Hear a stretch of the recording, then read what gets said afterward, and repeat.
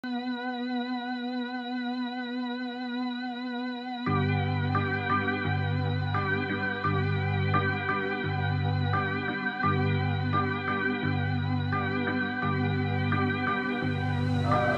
Gray reads. My name is Stefan Reichert. I'm the editor of Smartish Pace, and if you come to these events, you know that I co-host this with Claire Banks and David Yezi, who's waiting. It's nice to see a lot of familiar faces and some new faces. Thanks for coming out today. Also, thanks to Bird in Hand and to Emma Snyder for hosting.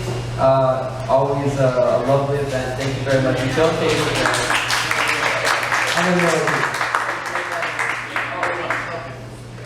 this is the new issue of Smartish Pace. David was telling me to plug my own magazine. Just now, the new issue is here. It's a little embarrassing. Copies, right here. So as David mentioned earlier, Adam Vine was not going to make it, so we have Jason Gray as our one feature poet here today, which I'm very excited about. I've known Jason's work now kind of since the beginning of Smartish Pace, so like 20 years or so.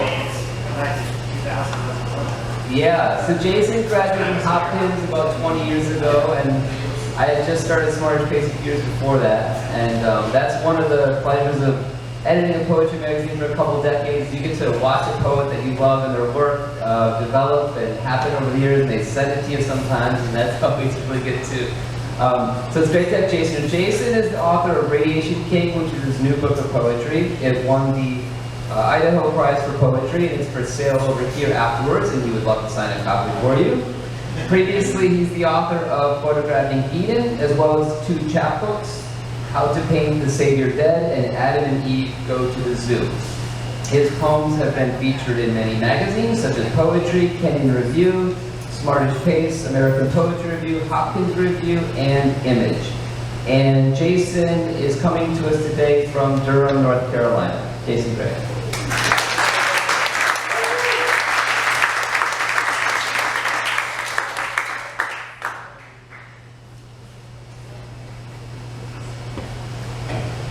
That was in reach. Thank you, everybody, for coming. Thank you, Stefan. Thank you, Fred. Thank you, David. This is awesome to be here. I'm sorry I was a little late. Misjudged the time a little bit. I'm really bummed that Adam can't join us. That's bad. But I'm going to read one of his poems in his honor, since he can't be with us to read it himself. If I can get into it. There we go. This is really great. I mean, I haven't been to Baltimore in a while. It's been a year here at the Hopkins program. And as Steph said, I don't know, this wasn't here then, she was, but I'm glad it's here now. This is awesome. And so thanks again for coming.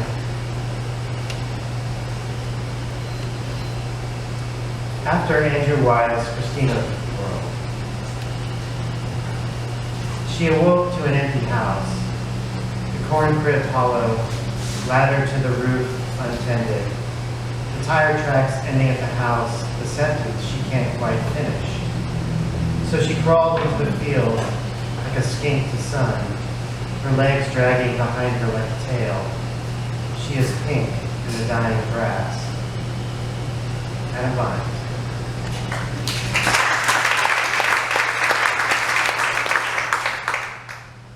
Somewhere in the air between here and Detroit.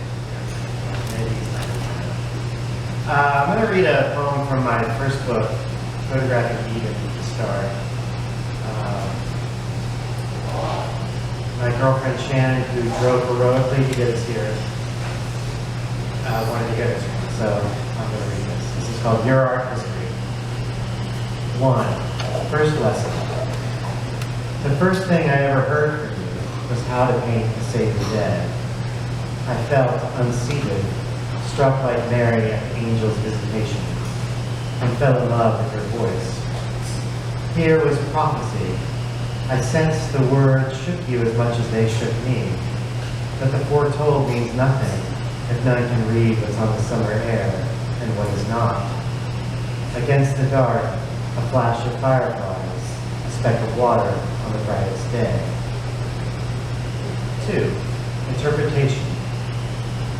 Here you are, the Corinthian maid, trying to get your lover into the sun to trace his shadow.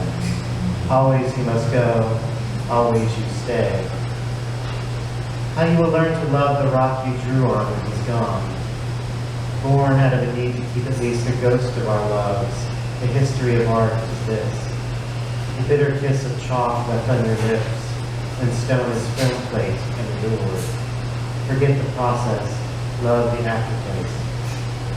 When Adam left to tend his olives, you were left to bear his image. His knee-high boys with jelly-covered fingers grasped your skirt and marked their territory. The jelly stains were little hearts all over you. No woman had ever been so loved, you told yourself, and scratched a stick into the ground. 3. Case study, The Annunciation by Jan van Eyck.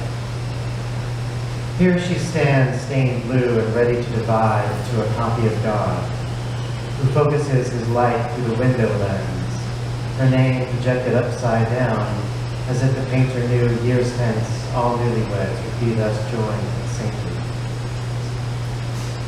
4. Inspiration. Right now, you are afield, taking impossible photographs of a wedding, someone you once loved, and someone else in white. The invitation plain and on the level. Still, you wonder if this is a fiction you're creating.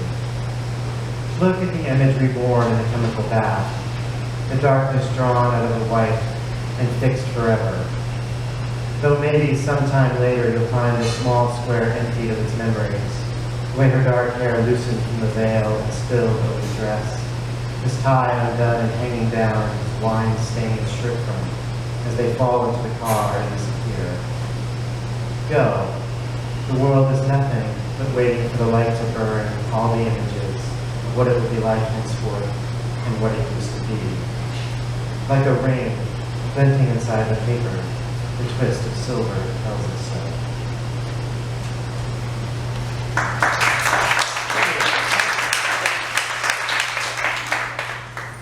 Thank you. So Radiation King.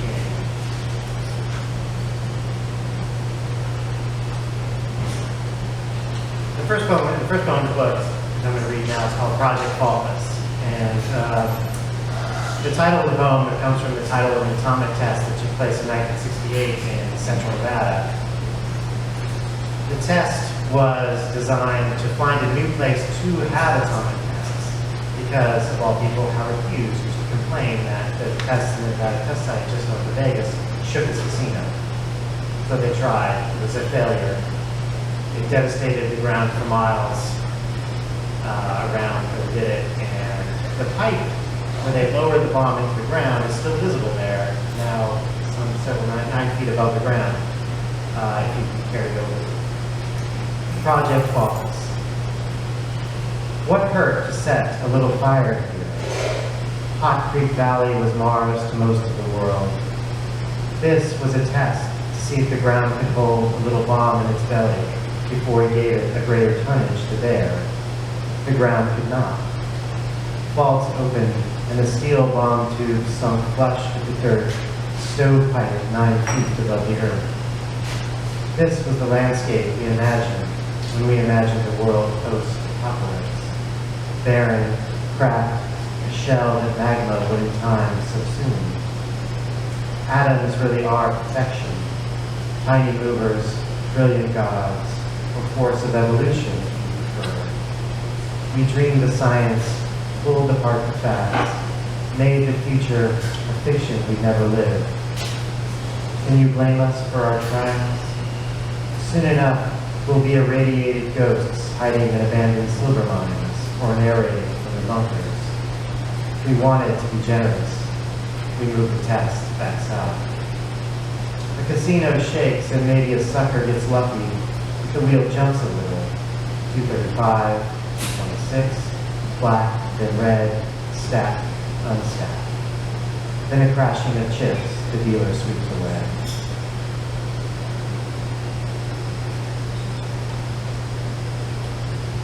Thanks to David, we published this next poem in New Criterion.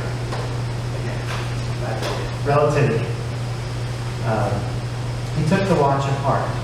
A snowflake gears, too delicate for hands his size, bend and entangle on the table. If only the metal would melt, then maybe so would time. The leather band was faded to a pale urine. The watch had been his father's, worn at the bulge. The gears malfunctioned when he hurled the watch to slow time down. It only stopped. There are just so many revolutions. Telomeres clip and age us, but death is not a rabbit pulled from your coat on a crowded subway.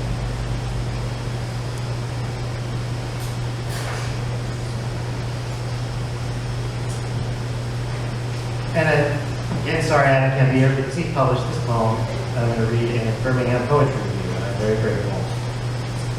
And we don't have anybody here. It's Peter Bucks. Okay, that's good. I don't usually read it for this reason. Cold Fusion. No, not the one about fucking in snow, though that's a good one, but the meld of hydrogen, the sun's great orgy. Here, colder, containable, smash those atoms and get a squeaky voice. That's how we'll greet the aliens. In the future, when the only energy crisis left will be in the bedroom, and the little graves report back will read, their massive bodies belied the tiny tongues. For with limitless fuel, why not ingest a little more? I'm jealous for your proton, green and made of us. And that same sun which shines a rainbow on a leaked oil tomorrow, say cheap goods or children fucking hands now.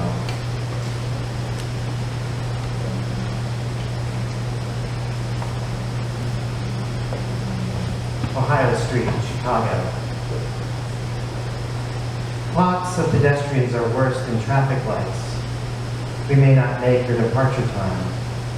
I like to think a mouse turns a wheel, but I know better the clock sits in the shadow of an electron, if at all. Physics suggests everything should run backward just as well, but the egg resists recombobulation. Time is infused in our circulation. I merged into the wrong lane. We're late, you'll have to run. I'm left with a billion seconds, roughly, and they are not enough. Not when my heart pumps harder as you step out of the car, one leg and then the other, and then closing them back together like midnight. One day my heart will stop.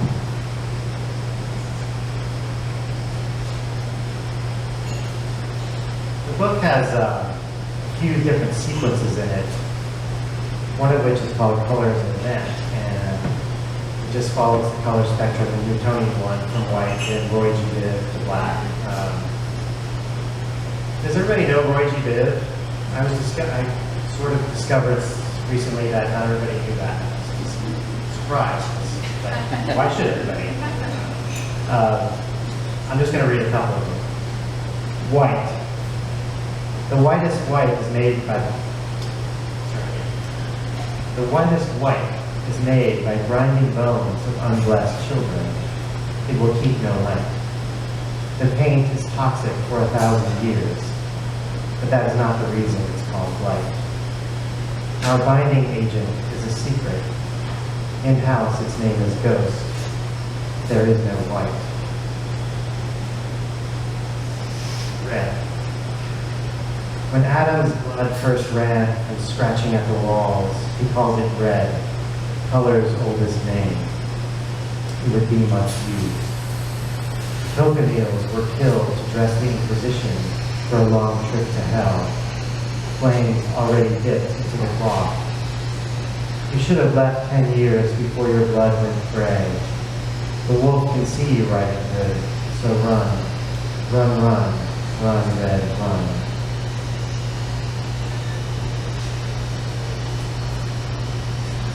Blue.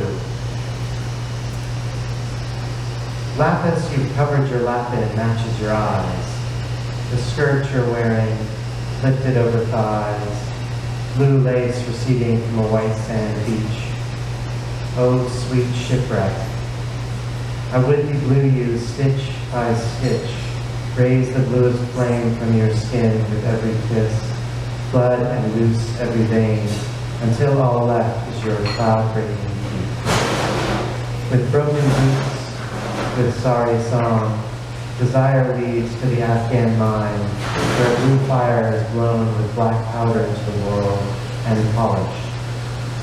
Bullets were hurled here yesterday, perhaps tomorrow too. Always, until the mountain crumbles to the ocean, and the ocean grows it back.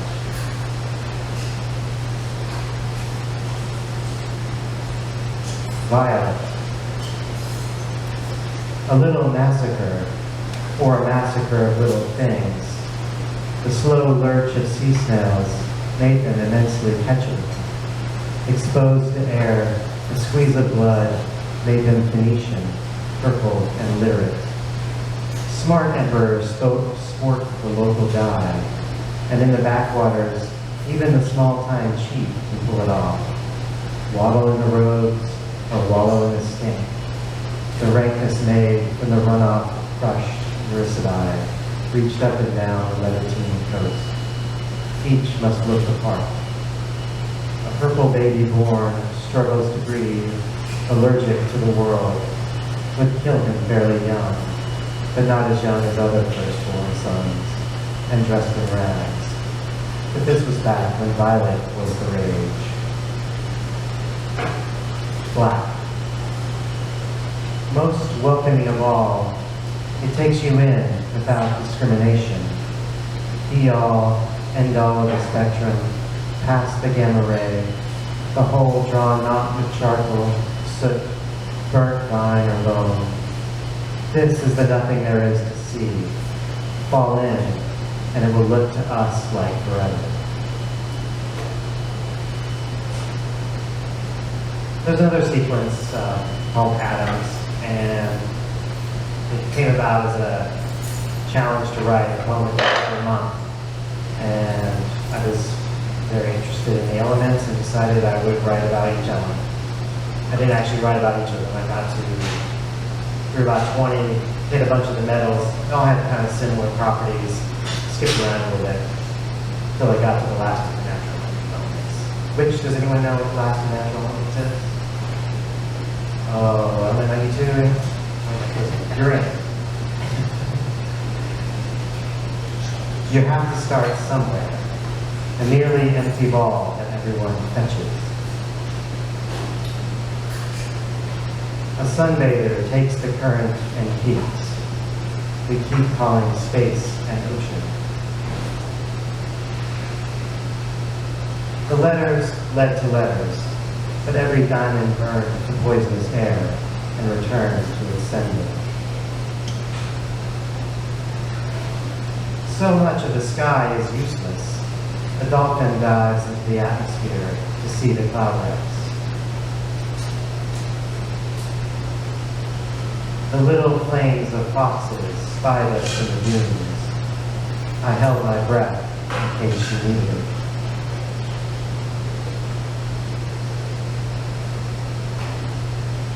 Pretty red curls, a glowing script that writes itself, closed. I wait, still for the slightest flicker.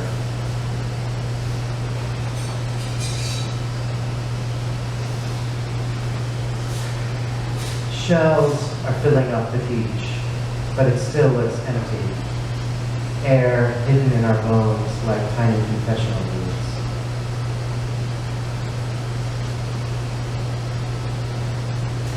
Parisian lace and green with emeralds, a headdress meant for show, unstitched by a stray retriever who hasn't eaten beautiful.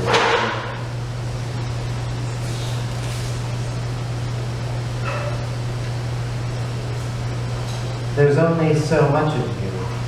The phonograph needle mined the groove, revealing what little we can say for ourselves. Our satellites we swaddled in gorgeous foil. We try to keep them warm at night. Here is half of me. Here is another half for you until the earth has ended. Let us make the largest fire from our smallest parts.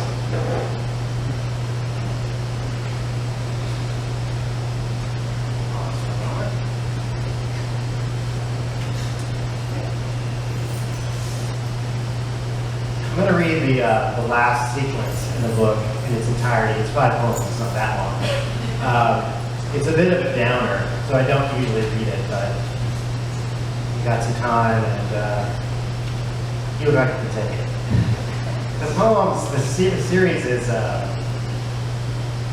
the setting is, the speaker has found himself alone hiking, camping in southern Utah when a disaster to him unknown source has happened. It's probably radiological, he's not sure, but he realizes a lot of people are gone, including probably his wife. He's coming to terms with it by writing his imaginary letters and to her that he knows she will probably not receive. So, good times. Letters to the fire. 1. More than once I've suspected I'm a ghost. Most days I see no people, and even the wind feels like it has gone. There is nothing close to my face. Is this a beginning or an end? The coyotes are succeeding, and the crows, and I suspect the cats are refilling the cities. Lucky to be lost in the desert, I suppose, when the world heaved, escaping the pan to the fire. Haley, it would take me 2 lifetimes to make it around the unimaginable places to you, and you, I imagine, are dead. I found a map called Indian Country and relabeled it with truer names. 8 weeks hiding in parted lips, 2 lifetimes to what I still call the heart. 2. Now every child raised will be a wolf, afraid of fire, but able to hunt a shadow off the mountain. Their senses tripped with a puff of wind. Who knows, they might be glad to go feral in a radioactive wonderland. Think the red forest in Chernobyl, the Fukushima kelp beds. Understand, I regret denying you a family, but Haley, the children we might have had would never have escaped your childhood. Hindsight, yes, but looking backwards stalls the fever I know is coming. This monocline I need to navigate, I christen the descendant. I could fall. I will likely fall. 3. I swear I saw travelers beneath the distant arch. I swear they moved through and beyond it. All around the pallid aboriginal ochre and prehistoric shadow. I followed, imagining a gateway to a world that must be people. There is only rock and the dust that rubs away when I touch it. Am I watched? Looking back, Haley, I wonder now if it is a fossilized eye of a giant left to judge us. A reverse eclipse, rid of shadow around the blinding light. All the worlds we will never enter into. I came across a row of airline seats, but nothing else. Am I called? I keep going, the long stare behind me. 4. These strange forms, hoodoos. Overnight I dreamt they were remains of people stripped by furnace winds streaming from the cities. In another life, I might have called them comical. Am I the one who disappeared, transported to a parallel dimension? All the red dust, the red rock, I am delirious with heat, but I keep walking. I still don't know exactly what happened, and Haley, I turn the cell on each morning, but the radio is silent. Perhaps I never should have left the riverbank. Even after waiting for the storms to clear, the air is hot and pricked with dust. This is the valley of Medusa, stone-turned people never getting to go home. I am neither stone nor getting to go home. 5. At last I've come to a sheltered place, a fast river and mountains with green decolletage, like reaching the bottom of a staircase. It is not peace, but it may have to do. The days I climbed down I thought of as the breadline. I became a skeleton, My ribs exposed, yes, but more, my soul had fled to find you. May have had a swifter journey. And this my dilemma is. At the top of the trail, I saw a city that still had lights. Do I go on? And if not, would the big one let me stay? The true Anthropocene, we've absconded and only left a burden, a world littered with our nursery of fused atoms. The cradle of the new earth is rocking.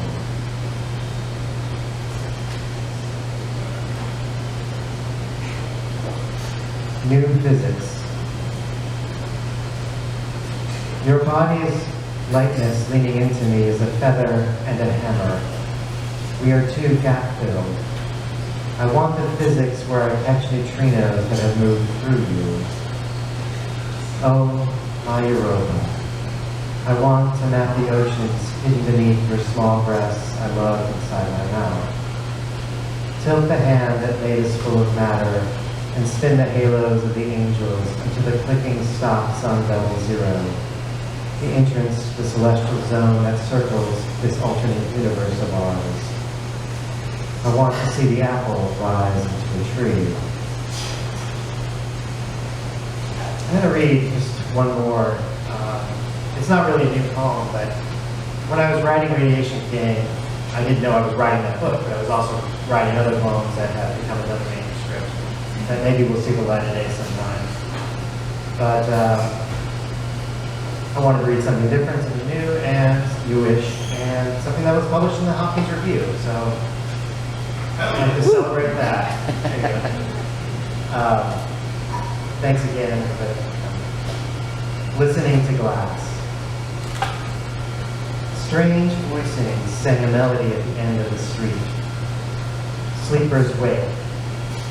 A Parisian's hand ran lightly over goblet lips and played a sound like one I'd heard at Easter, made by handbells. But the glasses breathed below each sound, the streak of his touch a glance of snow. He blew the glass himself for certain tones, shaping them in a fire. How he tunes a ball of molten glass to anything, and phrases Bach cantata or a simple song, left like a ghost to be plucked out of the air, and memory stuns me. I'd heard glass before. One night at dinner, my high school girlfriend's father played a note, tracing his wetted finger around the rim on her mother Kathy's crystal. The index he would use to fire the pistol in 2 months' time, his body icing dead at the foot of his own father's grave, a bed of New Year's snow. If the gun's report fell icicles, I'd hope they'd spike his heart, indignant though he wasn't even mine for the abandoned body. I was no one worthy to damn him, however vexed I felt. Unhappy in our skins, our ghosts worn out. It wouldn't be long until I grabbed a knife and considered stitching myself a new French cut. I thought he was a coward that might have followed. I think the unforgiving will not be heroic.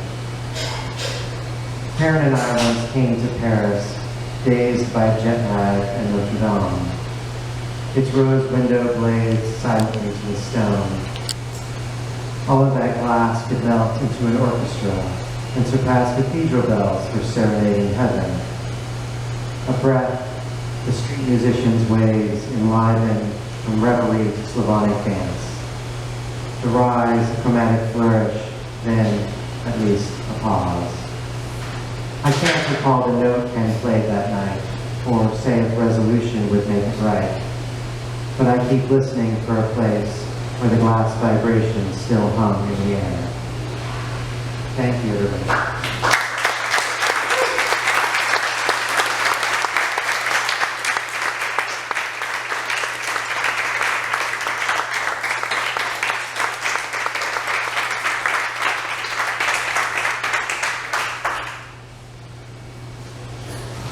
Jason, thank you so much for that extraordinary reading. It's so beautiful. You know, that reference to Notre Dame is so moving, and so of a piece, I think, with the poems in Radiation King. You know, you don't have to scan the newspaper very long before these images of a wasted natural world spring to mind. And so this is a very urgent book, a very painful book. Copies are here for sale. Jason will certainly happily sign one for you. We're going to continue.